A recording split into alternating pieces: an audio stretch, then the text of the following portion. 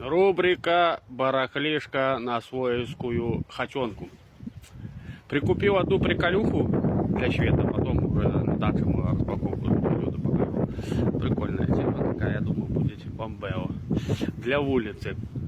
Вязу себе, конечно же, любимого, и юноши два подсобника едут. Подсобник это ты. Два подсобника, лайба стоит.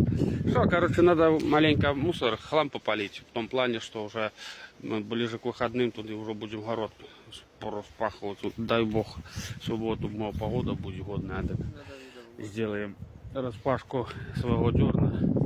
Эдик свойский, думаю, распашить. Дай бог, чтобы погода была. Но уже надо что делать правильно? Садить цибулю. Щавок у меня есть.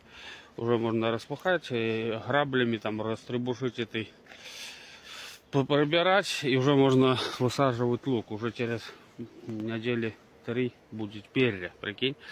Я уже буду не в магазине вот эти пучки вялые покупать, а уже буду свойскую есть, цибулю, салатик. Приехал, сало с собой кусманчик взял, перышек покрошил и лакширую. Вот тебе и лайфхак.